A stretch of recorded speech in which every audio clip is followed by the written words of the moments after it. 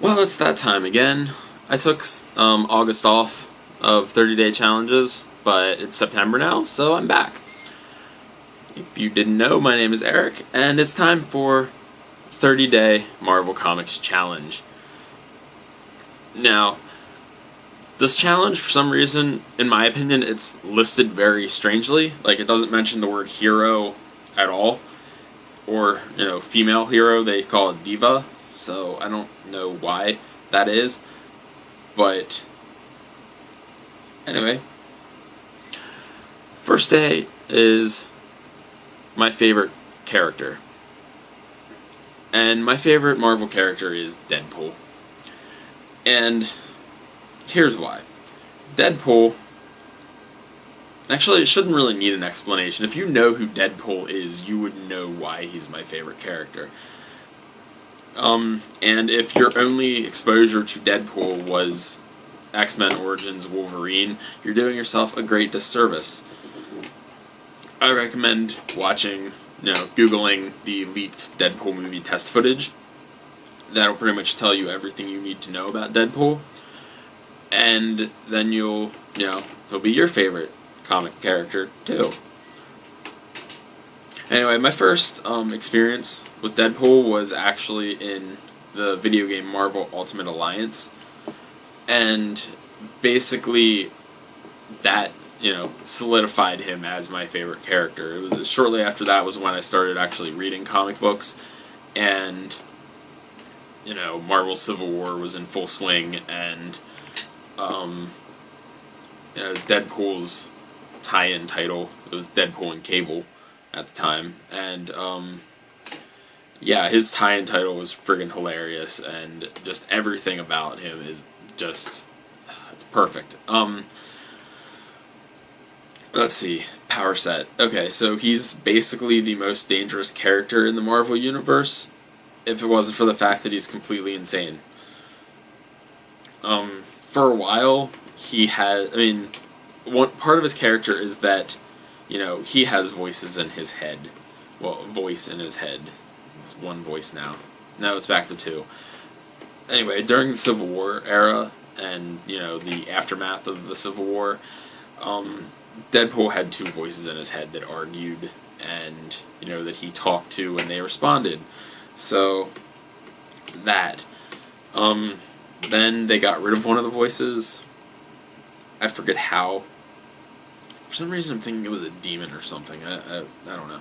But, yeah, so yeah, he talks to himself and he answers, except that the Deadpool that answers isn't the same Deadpool that's asking the question. And then in a more recent, in the current ongoing series, I don't know if this has been fixed yet, but he's also sharing a body with a female S.H.I.E.L.D. agent who died in the line of duty. And somehow her consciousness, I remember how, the bad guy, who was actually a good guy, who's S.H.I.E.L.D. agent, who messes around with dark magic. Anyway, he fused her consciousness with Deadpool because... plot? Anyway, Deadpool is a master swordsman, master assassin, basically any kind of weapon. Plus he has short-range teleportation. Had short-range teleportation. I don't think he has that ability anymore. Plus he has a healing factor, and he literally cannot die. You can... It was in, let's see... Marvel Universe versus the Punisher. It's an alternate universe story where a zombie infection has... There's a zombie outbreak. And the first book in that series was Marvel Universe versus the Punisher.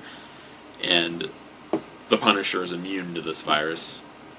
I think it's something to do with early exposure to it or something. And of course Deadpool has this virus, and he fights Deadpool. Like, he mentions that he's killed Deadpool 23 times. But he won't stay dead. And the time that they show in the book, he actually... Not only does he kill them, he decapitates him and severs his body at every joint. And then buries each severed joint, or each severed bone, in a separate, in a burlap sack in separate locations spread out across New York City. And by the end of the book, Deadpool is back together and trying to kill him again. So, you can't kill Deadpool at all. It's impossible. Mutant healing factor that he got from Weapon 11. What else? Oh yeah, the X-Men Origins Wolverine. In my opinion, Deadpool was the worst thing about that movie, and that's saying a lot. That movie was almost unwatchable. Okay, I wouldn't say unwatchable. There were some parts in it that were clever, and okay, clever's overselling it, but Deadpool is known throughout the Marvel Universe as the Merc with the Mouth. So, the Ryan Reynolds' portrayal of him towards the beginning of the movie, when they're on the Task Force X, I think that's what it is, Stryker's team, when they go into Africa to, seize the adamantium, that Wade Wilson is pretty accurate. Constantly talking, the quick, the quips and the cockiness and everything. Yes, that is Deadpool. If they would have kept that characterization of Deadpool throughout the entire movie, that would have been great. But they took away the core thing that makes Deadpool Deadpool, and that is his mouth. They literally sewed it shut. Which, I mean, of course, Wolverine made the quip that, oh, Stryker finally found a way to shut you up. But that's not the point of Deadpool. The point of Deadpool is to make those quips. He's supposed to be the Merc with the Mouth. And that just adds to his character. So, if that test footage that got leaked is an indication that they are making a Deadpool movie, whether it's live action or CGI, I don't really care. And the fact that it was Ryan Reynolds voicing it. Sorry for the interruption. My cell phone started ringing as I was recording, so of course my phone just stopped recording altogether instead of just pausing it. Where was I? Right. Ryan Reynolds voicing Deadpool in a potential Deadpool movie, whether it's CGI or live action. Yes. Needs to happen. Fans have been calling for it for a while.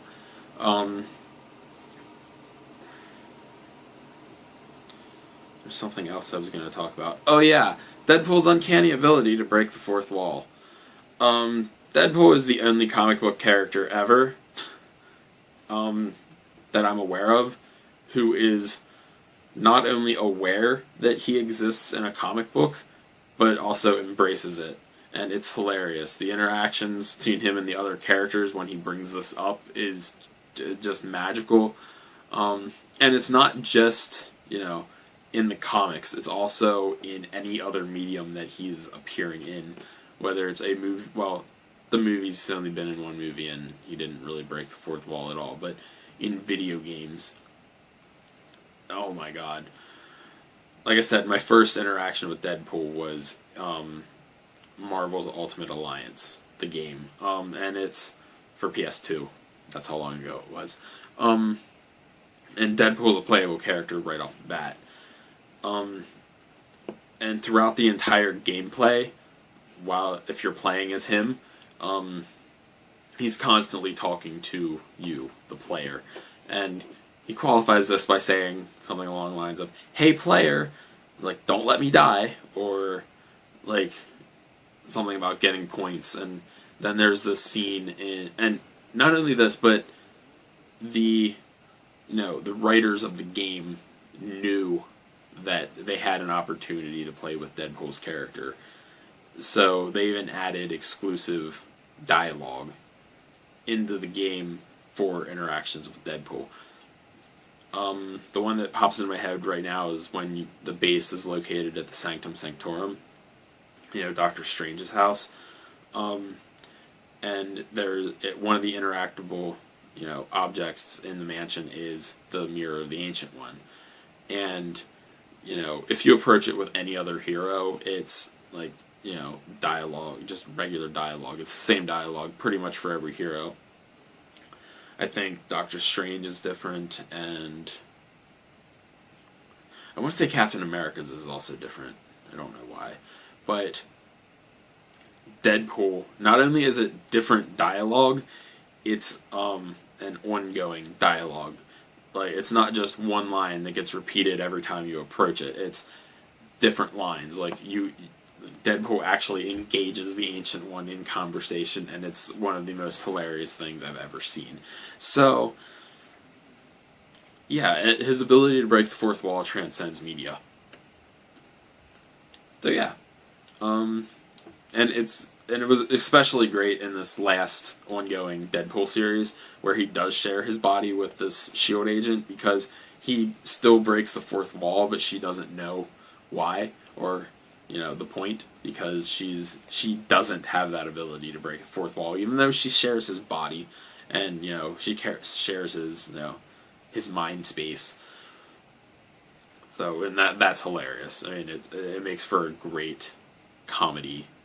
I mean, of course, there's still action and murder because it's Deadpool, but Deadpool is one of the funniest one of the funniest ongoing comics I've read in a long time, because the focus is not just on the action and the story, which, I mean, of course, story is a huge part, but it does focus on the comedy aspects that inherently comes with Deadpool. So, that was day 1. Day 2 is tomorrow's, if I ever get around to filming it. Oh, day 2, my favorite villain.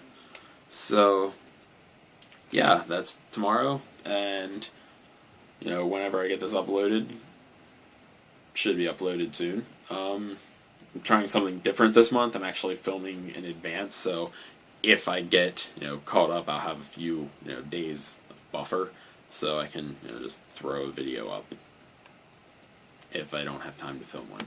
So yeah, that's all for today. See you tomorrow.